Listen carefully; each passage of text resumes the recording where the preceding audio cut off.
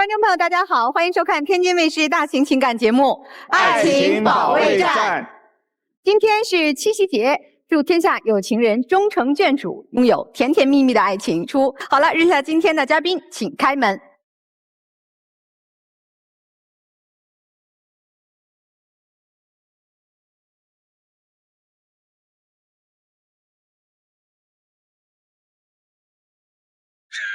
首先要疗愈的是本期第一对情感嘉宾小郭，24岁，来自河北，游戏设计师；小徐，22岁，来自黑龙江，学生。他们究竟遇到了怎样的情感困惑？感情中最大的问题是什么？他永远觉得我不爱他，非要让我辞职，根本看不到我的付出。他总是拿工作忙来搪塞我，同事关系一点边界都没有。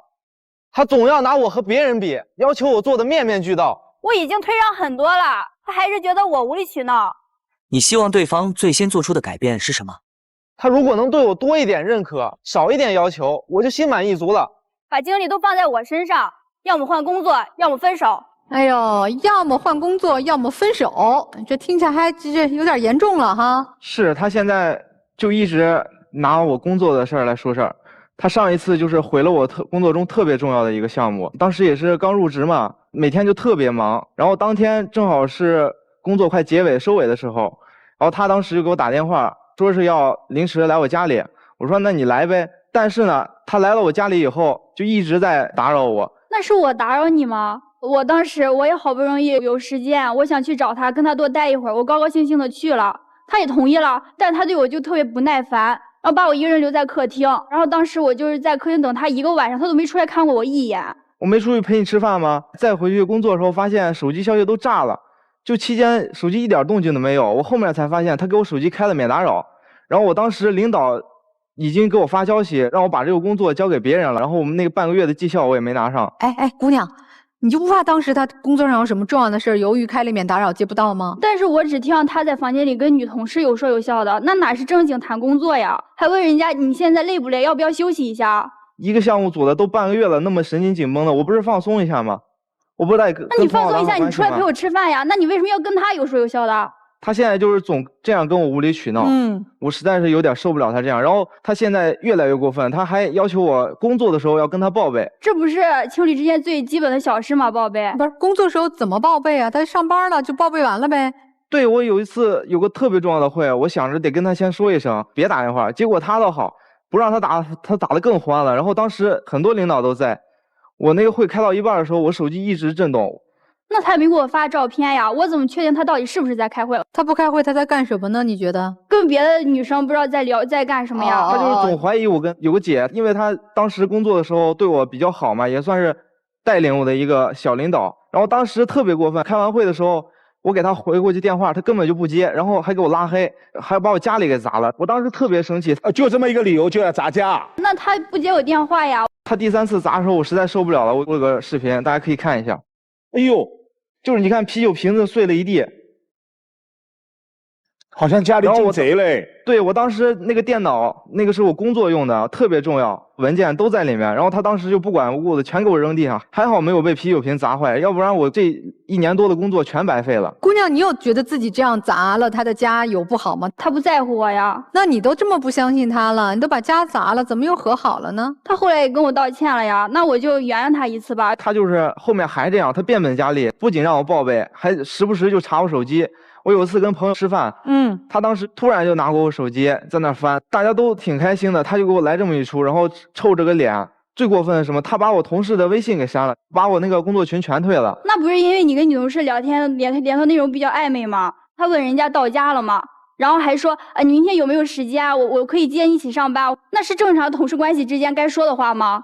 那你给我领导发辞职信干什么？他为什么总是给你安排工作，自己不会做吗？他就是没家，见不得你有对象。什么又给领导发什么辞职？谁给谁发？怎么回事？这个事儿是他当时查我手机嘛，我都不知道这个事儿。后面领导第2天让我去直接提那个离职流程，然后我当时就一脸懵，原来是他那天晚上查手机，用我的那个口吻跟领导发了一条那个辞职的申请，然后我当时特别难过，我一方面还得提防着他，然后还得跟领导解释去，然后跟同事还解释，买奶茶好说歹说给人都加回来，还跟领导赔礼道歉。那你这工作没丢吗？我跟领导好说歹说，就是求着领导，我一定把我俩关系处理好，以后不会这样。我跟领导保证了。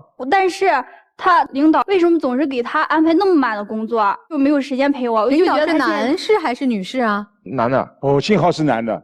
是，要是个女的去公司盯着我都没准儿。所以人家说了吗？你要不换工作，你就换女友吧。我要换了工作，我现在怎么养活她呀？她一个月现在必须要给她打5000块钱。女生现在是学生，没有收入，没有父母给你生活费，她生活费根本不够花的。每个月给你多少？给2000多吧。那这是正常一个大学生现在普遍的一个生活费哈。他2000多，他根本不够花。然后男朋友再额外给你5000，你每个月给5000啊？哇！对，你每个月要消费7000呢。我也没说一定要消费这么多呀，我只是想打扮的漂亮一点，这样跟他出去约会，我也有面，他也有面子呀。哎，男生赚多少钱呀？因为这份工作确实不错，一个月工资7000嘛。然后我现在给他5000，我交房租交1000，剩下1000块钱我只够吃饭的。他还要让我节假日给他买礼物，这个也就算了。然后他什么扯那些50天、100天的纪念日，都要跟我要那些礼物。这不很正常吗？谈恋爱不就是需要这些仪式感吗？你要的你又不穿不戴的，他买那些衣服、包，还有什么化妆品，全堆在我家里。那些本来就是时尚单品啊！你见谁一年只穿一件衣服，只背一个包呀？那不得先吃饱了才能给你买礼物吗？你都让他换工作了，那要没有这么高的收入呢？他以后如果只挣4000呢？那就再想别的办法呗，再给你补够那5000是吗？他现在就是完全就是不理解我。我都不知道你这么辛苦是为了啥。确实，我挺喜欢他的嘛，我觉得这份感情挺来之不易的。我觉得我能多迁就他一点，但是现在就是有些过分，我忍受不了。那他对你还有什么其他生活上的要求吗？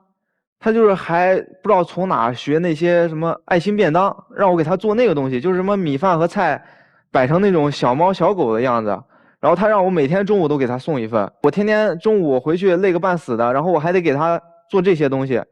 然后我有一次太累了，我说给他炒2个菜带过去吧，然后他就不行。见我面以后，看见那个便当不是他要的，他就给我反手撇在那个垃圾桶里面。他都同意给我做了，为什么我就不能一直坚持下去呢？那我室友她的男朋友为什么他们就可以？他现在就是老拿我跟别人比。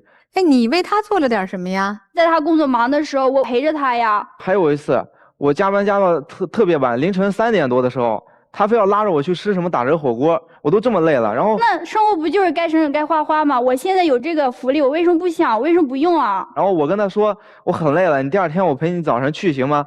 然后他不行，然后我说给你钱吧，你跟你同学们一块去吃呗。然后他不行，还是不行，非要吵我。我当时手头工作没忙好，实在没办法了。然后我就拿着笔记本跟他去吃的火锅，然后他倒好，全程不给我好脸色，我还得给他夹菜伺候他。然后他当时坐我对面，我面对面坐的，他都来吃饭了，那为什么就不能先放下手头工作呢？我让他给我夹菜，他那个眼睛还盯着屏幕呢。啊，然后他就把筷子扔锅里，溅一桌子汤。然后他说你再看你那破电脑，我就给你扔锅里。然后手已经上去了，就还好我拦了一下。所以你的电脑、手机是不是都对女朋友是完全公开透明、毫无保留的？他倒是不查我这个电脑，反正他现在就是一直在查我的手机。啊，那男生来说一说，女生身上有没有什么让你不满意的地方？他就总是穿的那种特别暴露，我就不理解他一个学生为什么老穿这种衣服，就是露着肩，然后露着背，还露，这不穿衣自由吗？还露着大腿。我说了不喜欢这样，他总是这样穿出去，然后每次我们吵完架，他就穿成这样，还跟那个男的搂搂抱拍个照发朋友圈，说什么你不爱看，有的是人爱看。本来就是啊。我穿成这样，我想让你陪我一起出去，但是你不愿意啊，那我自然有别人陪我呀。他当时就陪着那个男的就穿那么露，然后去酒吧喝酒去了。我当时担心他，我就过去了，那个男的就搂着他肩膀，然后最后他俩还那种依依不舍的，你知道吗？就他后面就没有对我露出过那种表情，他跟那个男的那样。小兄弟都这样了，你还不分手啊？我想过，但是。我总是想，就是他现在年纪小，然后他在上学，他不懂事儿，然后他后面也跟我说了，他以后不这样气我了。这是气你吗？我就是在故意下，谁让他不在乎我呀？如果换了是他和一个异性这样一幕，你会怎么样？那我会生气啊，我就跟他分手啊。不是分手，你是肯定把他们2个脑袋都砸了呗。哎，男生，你们俩今天是谁要来的？是我要来，我觉得这段感情还有挽回的必要。我觉得他要么换工作，要么分手。你这是让他要么不工作，哪是换工作啊？不工作没5000块钱给你了呀？那我让他换别的工作，这样就有时间陪我了。啊，换一个清闲点的工作，工资还要高一点。你给他找吗？那他自己想办法。所以现在是你提出来想分手，你要不换工作就分手。所以男生求助于节目组，让我们来劝劝你是吧？我们劝他啥呀？我就想让他不要这么无理取闹吧。好，听明白了，究竟该怎么办呢？听听老师们的建议。我问女生，你对自己的同学、老师和家人也是这么刁蛮任性吗？我没有对他很刁蛮任性吧？你对其他态度是一样的吗？差不多啊，都。在你家也砸东西啊？在家也不砸东西啊，在家我爸妈会哄着我的。刁蛮任性是某些女性擅长的能力，这不但是是刁蛮任性吧？是很显然是超能力。一个年纪这么轻的女孩，您呈现在我们面前的是肆无忌惮。这个小男生如果还能承受，您的承受能力，我为你点赞。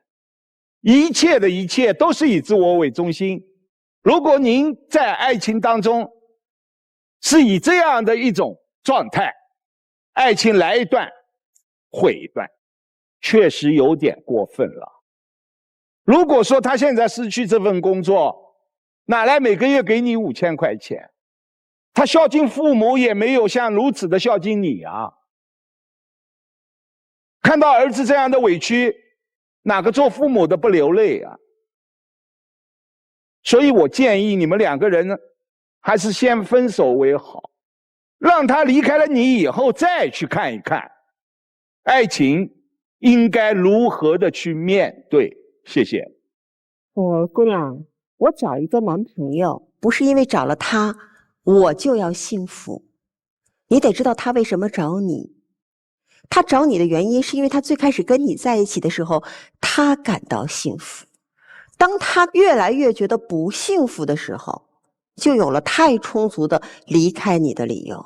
当我们都觉得有点过的时候，那说明你们的相处模式可能真的已经脱离了一个让我们都觉得舒服的框架。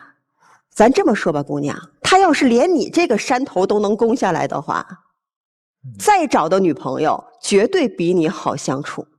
你没那么出色，没那么亮眼，但我觉得我做还是没错，他确实该这么对我，我是他女朋友啊。是这样，两个人之间的关系是要有付出也要有回报的，咱说的直白一点，是要有价值交换的。不是因为你是你，所以他就可以掏心掏肺什么都不留的给你，你要给他同样的东西，不一定是经济价值，但至少可以要给到情绪价值。因为两个人之间的关系是最重要的人际关系，不是家人关系。所以你要知道这件事儿，或许有一些概念就慢慢可以梳理得通。但是我觉得同样有问题的是男孩子，为什么你还要在这段关系当中强行留下来呢？我后来明白一件事儿，我觉得你要在不断满足他的这个过程里去证明你的价值。我觉得这可能和你一路成长起来的这个过程有关系。但是你年轻，我们跟你说你要向内去求自己对自己的认同，这事儿有点难。你还要需要一段时间往前再磕磕绊绊一段吧。我觉得硬拆也拆不开，但是拆不开的原因在你知道吗？我觉得这段爱情要让你们受够了苦，你们就知道自己想要什么样的爱情了。总要有一堂课让你们知道自己的答案是什么。说到这，李老师就特别的温暖包容，你不觉得你听起来没有教养吗？你丝毫没有边界感，你丝毫不加收敛自己的骄纵，你完全是逮着一个软柿子捏欺负老实人。他不接电话，就算他真的如你所猜忌的和别人聊天了，你就能砸他的家吗？你这是侵害人家个人的财物，完全不加控制的骄纵。你这样下去你就毁了你自己。我们人可能都无完人，都有内心不够美好的地方，但是什么是成长？成长就是把我们的好去慢慢的放大，把我们的不足慢慢的收敛。你在往坏的方向成长，你没发现吗？你居然能够去给人家的领导私下发信息说辞职，干涉他工作的自主权。你居然能够做出那么多影响他工作、影响他生活的行为。你既然那么严苛的要求他，人家就挣7000，要给你5000，你还不满意，完全迷失了自我。你在这段关系当中，你说你爸妈要看了这个节目，估计是又心疼又气愤。这我女儿怎么在爱情当中变成了这个样子？你还不收敛？女性真正的价值是多元的，我既有感情当中的价值，又有工作当中的价值，又有人际关系当中的价值。你现在有什么呀？你一个不挣钱的小姑娘，你好意思跟一个男生要5000块钱工作的辛苦钱？你是他什么呀？你就拿人家5000？这个爱当中没有尊重。他不尊重你的原因很简单，你不自重。你给了他这样去打杂，伸这么长的手进入你的工作领域的机会。爱人先爱自己，你可能听了很多遍了吧？学会尊重自己，自重才能得到别人的尊重和爱。树立边界感是男生要学习的，树立自尊心也是男生要去建立的啊！我希望你们都先成为一个完整的自己，爱好自己，再去爱别人。谢谢。姑娘，我想问你一个问题啊，当你砸完那些东西的时候，你是什么样的一种感受？生气，痛苦吗？其实我觉得你过得一点都不开心，虽然你每个月拿5000块钱，因为你大量的情绪消耗在这里。你刚刚讲一个点，你说你的原生家庭，你父母非常的宠爱你，这个点我是打一个问号的。我反而觉得你在原生家庭当中是没有得到足够的关注与健康的爱，才会在现在的情感模式当中变得有点畸形。男方一旦不达到你的诉求，你用的是什么？毁灭的方式，砸东西，爆发你的愤怒，然后要求他跟他吵架。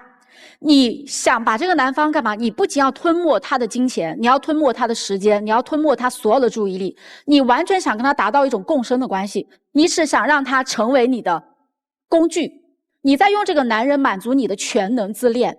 你的那种极端的方式像个巨婴一样，我不高兴我就要哭，我就要闹，我就要毁灭这个世界，我让你看到，你要注意到我。所以我觉得你的原生家庭跟你的父母关系大概率是不够健康的。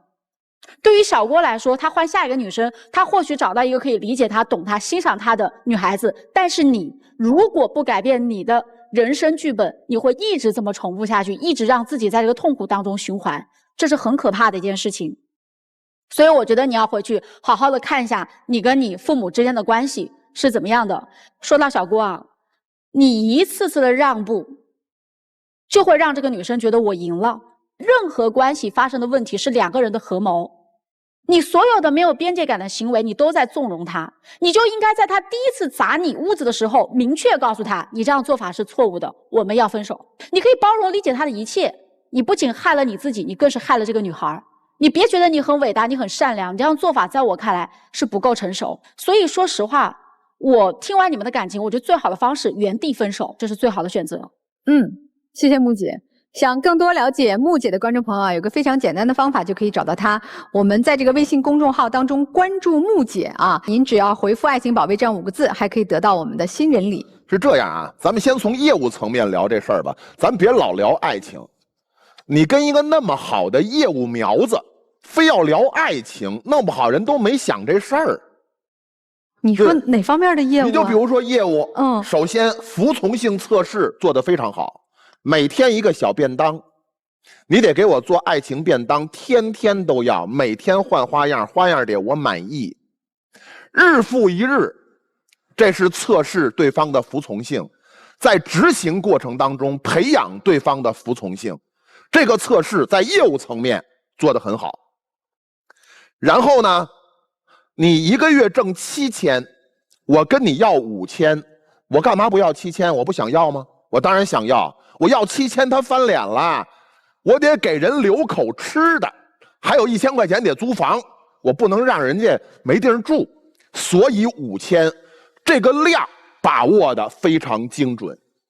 小郭，你要明白，我们这个爱情保卫战聊着聊着有点像爱情论剑，咱们作为练兵对象，咱得知道自己深浅，人家在咱们身上业务不可能业精于勤了，因为咱们就这么多嘛，这个时候该让开就让开。他为什么说要么换工作要么分手？是不是你这女朋友说的？是吧？这句话翻译过来什么意思啊？我在你身上已经没法继续磨练更深层的业务能力了，我得换对象了。我不知道我讲明白了吗？想明白了。然后小徐，我这么说，你知道我什么意思吧？你看他知道我什么意思。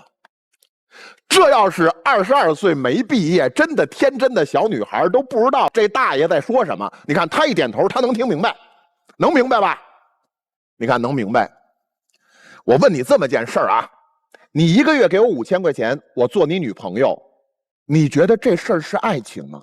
我觉得情侣之间送一些这个，就不是情侣之间怎么了？给对方买些礼物，然后给你花钱，这不是最基本表达爱意的吗？哦，你觉得这个就是爱情？一定记着刚才这个表现，面对下一个的时候，你也要有这个表现。为什么呀？我告诉你，这种业务就怕让人发现它不是爱情，它是个业务。哎，你妈知道你跟人谈恋爱谈1个月收5000吗？我没跟我爸妈说，我觉得他对我不是很好。你觉得他对你不好是吧？分吧，下一个。所以姑娘，你今天来的诉求是，就是想让他换个工作啊。然后他要挣5000呢，给不了你5000呢，换人吗？那他就在想别的办法。你想不了，就这能力。那我没必要非得一定要拿5000啊。那你的诉求是希望他更多的陪你是吗？这些老师的解析是供你们参考的。至于你们的感情何去何从，还是把握在自己手中。好吧，请2位回到各自门后，请回。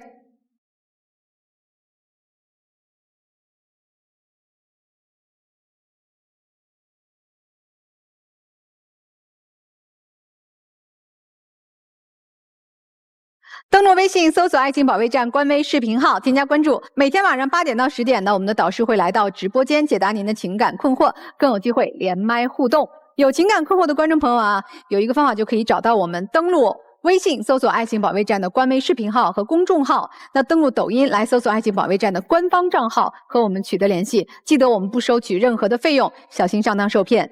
好，我们看一下这对情侣他们会做出怎样的选择呢？请开门。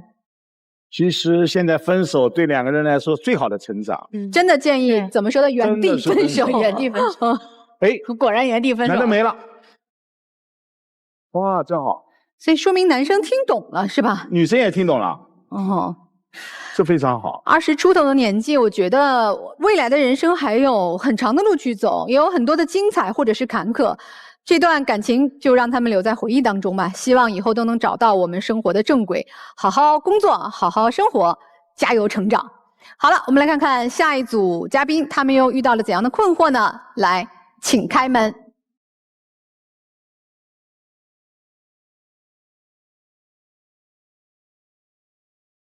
本期第2对情感嘉宾周先生，26岁，来自山东，英语老师；王女士，20岁，来自河北，新媒体运营。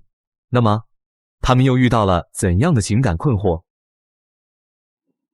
对方在你心里是什么样的？他公主病，无视我的情感需求，一点也不像我的小娇妻。他太矫情了，还特别霸道，特别强势，对我要求太高了。你今天来的目的是什么？他总把他认为好的强加在我身上，根本不考虑我的感受。他如果还意识不到这个问题，我们就分手吧。我真的不明白，为什么我对他这么好，他不领情，还闹分手，我到底错哪了呀？女生要分手。我觉得他矫情，然后他觉得我有公主病但我觉得我没有公主病，我还没有那个公主命，反倒是他总是觉得他认为好的，然后强加在我身上。是这样的，因为我对他好，他不领情就算了，而且还不理解我，不给我情绪需求。那咱把事情具体一点说说哈。他自己在外面租房的时候，他经常跟我抱怨房租压力大，二是他跟别人合租特别不方便，所以说我就想把他安排到我家里。结果他还不领情，而且还挑三拣四，抱怨这抱怨那，我觉得他就是有公主病。他是让我去他家住，但是他们家里还有他的母亲，根本不考虑我的感受。我们还没有结婚呢。哎，我觉得姑娘说的好像也不无道理吧？那是我自己的房间，然后我觉得我对我自己的房间有处置权，我也可以住书房呀、按摩床呀什么的。然后我觉得我牺牲我自己的居住条件去改善他的条件，我觉得我作为男朋友已经是非常好的了，他不领情。听起来他好像觉得没改善啊，还得和你妈妈相处。这样的，我母亲她是周一到周五嘛，去别的省份考察调研，然后有时候不在家的，基本就是谁也见不到谁。反正不领情哈。对。那还有什么事儿你做了觉得是大事儿，他不领情的？还有工作吧。他之前的工作是每个月4000块钱，而且下班特别晚，每天晚上要11点后才能入睡，天天给我抱怨吐槽。我就想办法，好不容易帮他找到一个100亿市值的一个车企，这可是好工作。发展潜力巨大，而且这个部门只要他做出一点事情来，就能立刻给他提升到主管，那月薪过万。去之前他跟我说的是9点上班，然后去了之后面试通过了，人家告诉我7点45就要到，那也就是说我早上6点我就得起来了。我觉得时间点他没有提前跟我说好，他就觉得我不去就是不领情了，就不去就不爱他了。你是因为觉得不能早起？对。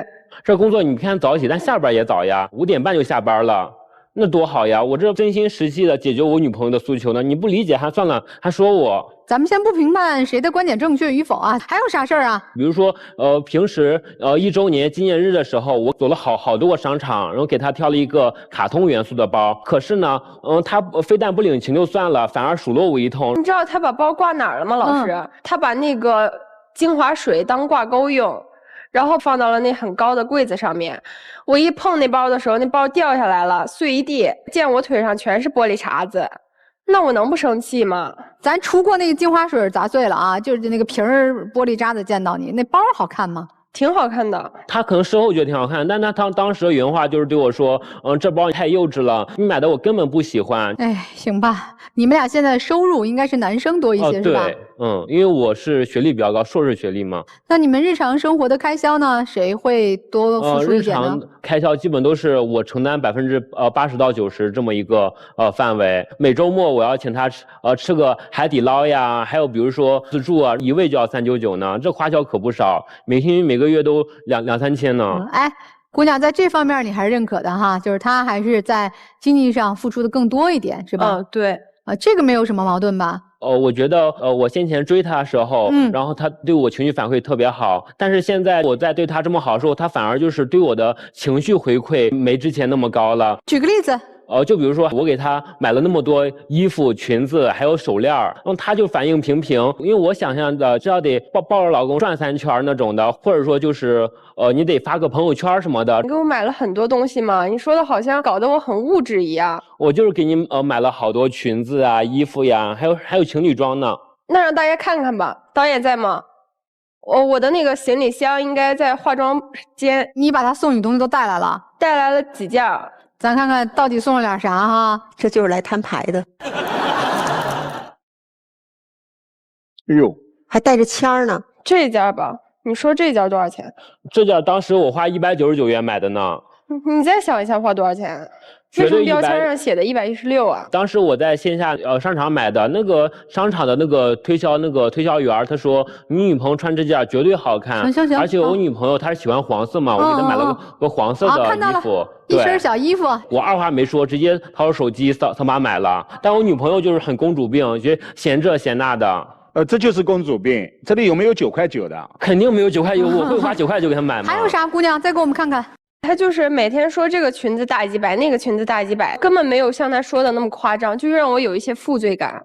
还有这个毛毯，这个毛毯是去年的时候我买了那个毛线球，一针一线的，花了半年时间，然后给他织的。你织的？你织的？对，我织的。这个礼物你满意吗？这个我很喜欢呀，我当时给了他挺高的反馈，但是他觉得我情绪反馈的不够，他得让我发朋友圈，持续好长时间给他就是要哇，我太喜欢了，太喜欢，然后发朋友圈，然后奔走相告，告诉天下，哇！对，他太霸道了，对我的爱太窒息了啊！啥意思？给你东西太多了，还太少了？太贵了，还太便宜了？情绪价值需要的太高了，但是我满足不了他。你刚才用了个词叫窒息。对，就比方说他给我找工作，然后他让我去他家里住，这些都是我不愿意的，但是他强加给我，他以为他所谓的为我好，然后我就得听他的，给我造成很大的困扰。哎，他送你这些礼物，你会有给他回馈，也送他，比如说我给他回馈了呀。但是事情其实是这样的，他当时好不容易给我买了件衣服，但那个衣服我穿上是有点痒，但是我觉得可能洗一洗呀，然后熨烫一下可能就好了。他就是听不懂我的话一样，太公主病了。你给我送件衣服，你还给我退了，这算什么呢？退掉了是因为他说着他穿上身上痒，我特别喜欢。所以男生确实在情绪要求上是有自己的想法的。哎，对，那他其他方面，你不是说大部分是你花钱吗？那比如说有些时候会不会也让你觉得你不满意他的经济上的付出？就比如说，去年年底我们旅游的时候，我计划就是我们2个人先去长沙，然后再去重庆。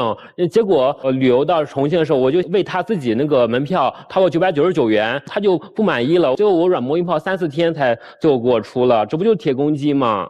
这旅游这件事情，当时我本来手里预算就有限，我去的时候我就告诉他，我说我不去，等我经济条件好一点了我再去。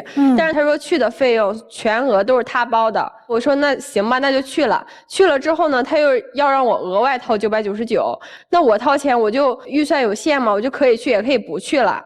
老师，你看这话说的对吗？那凭什么叫我给他多承担个额外的景点？说了吗？他预算有限，那不是额外的支出吗？那你去的时候不着急，这我得弄明白啊哈。去旅游之前是说好费用你包的，对。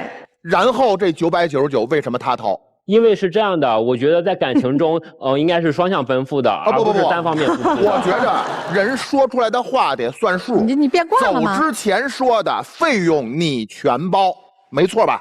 嗯。所以到了那儿怎么又要说双向奔赴了？因为我觉得就是他又不是学校里学生不领工资，他有工资的话，那他老师问你的是为什么变卦？是你全包的，什么叫全包？你告诉我。全包那理应就是全部支出嘛。对呀。你为啥变卦？老师问你为什么要变卦？并不是说我不爱他，因为我觉得我有点委屈，毕竟我的钱我也不是 ATM 机，我也不是无限的。那去之前你说你全包的时候，应该这么想到啊？就问你为什么说了不算？我当时可能计划的时候就满脑子都是想着旅行的各种好了，就半途反悔了。也没有说半途反悔，就想给他一个付出的一个机会嘛。你这话说的真漂亮，走之前说好的是你全包，到了那儿你给我个机会让我花钱，我给他个机会，你觉得你说这话合适吗？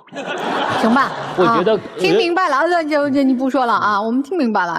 大概总结一下哈，就男生觉得女生付出的不够多，不管是经济上还是情绪价值上哈，提供的价值不够啊。女生觉得男生其实你说实话有点婆婆妈妈碎碎叨叨的，有点这个。对你的要求超出了你能承受的范围，觉得他有点矫情，是吧？对。所以你们今天来的诉求是什么呢？我的诉求就是我女朋友她太公主病了，都满足不了我。你希望她改什么？说具体一点。比如说改一改，在感情中，多为多提供点价值。对，多在经济上多为我，然后多承担。经济价值、情绪价值都需要提升，是吧？你的诉求哈。对，因为我给她提供了这么说到底就一切听您的。对。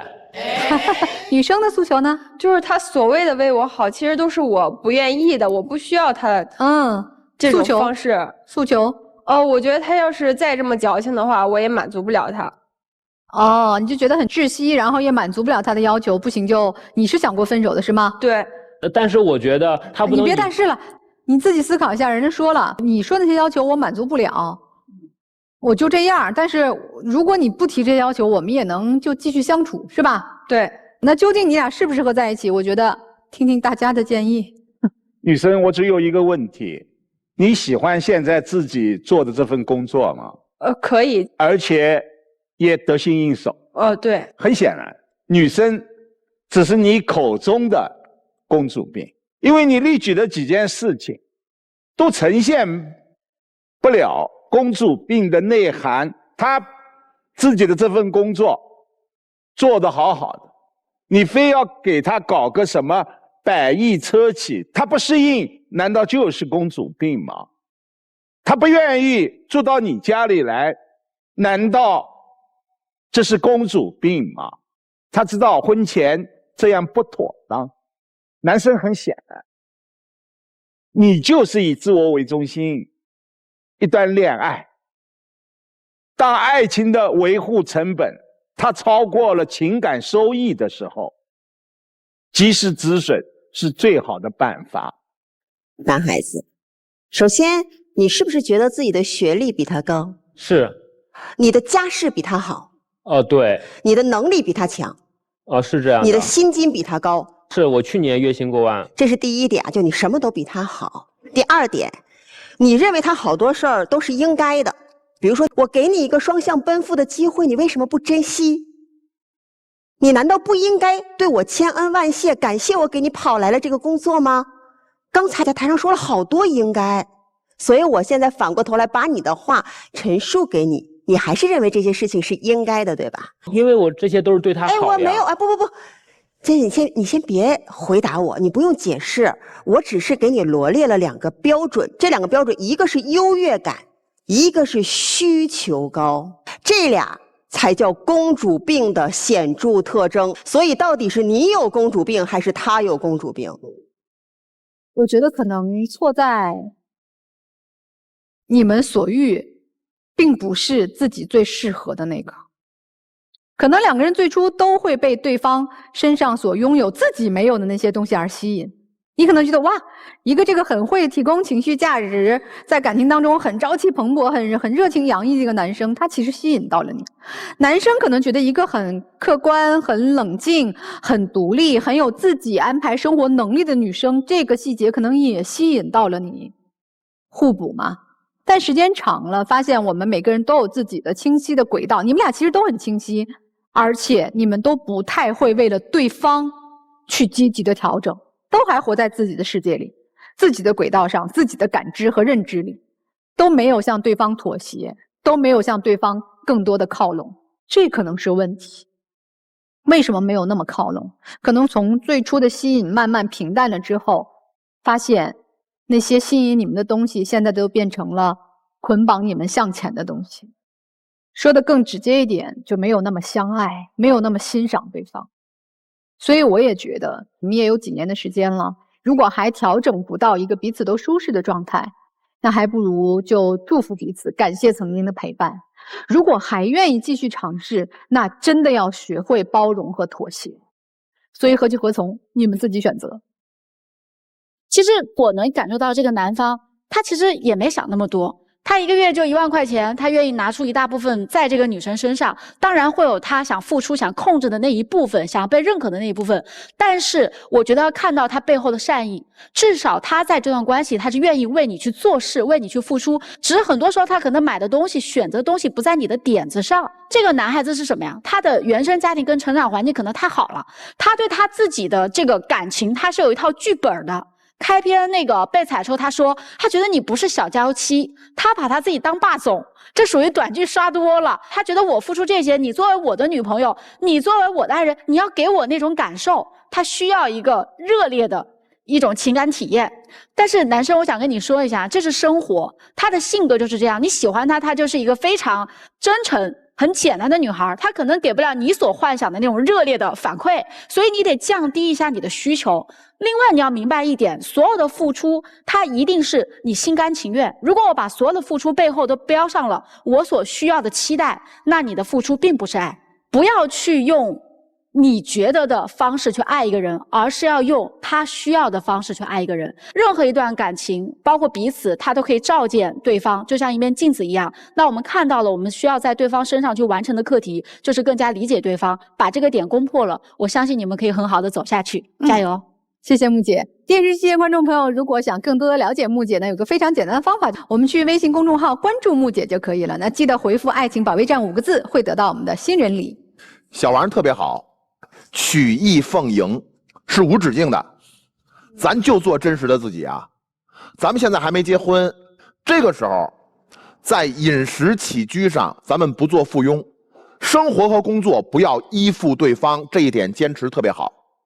而且呢，你为我做的那些事儿，我心里明白，119的一件衣服，你跟我说得大几百，然后还想要我一个特别小鸟依人的曲意奉迎，我只能做到80，你要求我做到100，那多出那20就是曲意奉迎，我没那么高兴，我得装出那么高兴来奉迎你。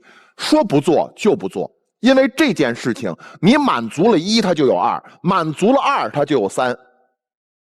你是没看我们上一场啊？我们上一场1个月给5000，不然就分手，还得变本加厉的各种要求。所以你坚持自我，这个特别好。如果他不满意，没看见，咱们20岁分得起手。这是我想跟小王说的。我跟小周说的是什么呢？你可以提要求，但你的要求对方如果真做不到，不是对方不好，咱得要求合理不合理。出发之前说的是一切我包，到了那儿你得掏999。这件事儿可以拒绝你吗？可以拒绝。错在谁？是谁说了不算？我。你说了不算，那你有什么不开心的？他不为你开心活着，你为他做的一切，做的时候就觉得幸福，那是爱。做了之后，对方的反馈没有满足你的幻想，那是你的幻想有问题。所以怎么继续还是不再继续，你们要去认真思考一下啊，怎么去调整。把这个箱子要不收起来吧，带着这些礼物啊，2位各自回到专门之后做一个思考，看看你们最终选择会是怎样。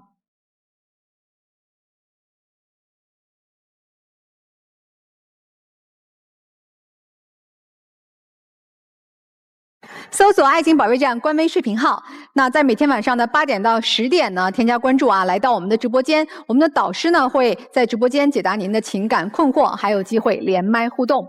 那这对情侣应该会出来吧？出来吧？我认为女生不一定。其实这个女生坚持自我、坚持独立非常好，挺好，真的非常好。像这个木姐说的，毕竟还是年轻啊，如果能在一起继续磨合和包容，也许也不错。但男的比较难改。行吧，看看他们自己的选择，路在自己脚下啊！来，请开门。哟，都没出来，男孩出来了，男孩出来了。女生呢？没有。来，男生。女生没出来，你想到了吗？是有这种想到的这种预想，有可能性的有可能。那你准备接下来怎么办呢？我觉得可能是我有点太过分了。我应该言而有信，一言九鼎，说全包就该全包，然后也该听取这位老师的意见，就是在未来生活中，我也应该降低点情感需求，降低一些就是脑袋中的就是那种完美的幻想。那你的意思是还要继续追他呀，还是祝福他？我觉得既然他没有出来，那我就祝福他。对，这也是您的选择嘛。其实也是一个好的结果，祝福彼此，感恩曾经的陪伴。你们的这一段情感也是真挚的，也收获了不少。相信如果下一段遇到了一个真正适合自己的伴侣，你们会更懂得珍惜，好吧？是。那也祝福你吧。对，在分手中成长呗。对，分手中成长，再见啊。所以你看，我们谈论爱情也是谈论成长，因为成长不管是什么年龄段都是终生的功课啊。不管我们是幸福的在一起，还是由于不合适而分开，都希望我们在这段关系中彼此滋养，那至少我们都能得到彼此的对对方的祝福和共同的成长。看电视选广电，办宽带选广电，用手机选广电。本节目由中国广电天津公司独家冠名播出。再次感谢中国广电天津公司对节目的大力支持，感谢老师们的分享，观众朋友的收看，我们下次节目再会。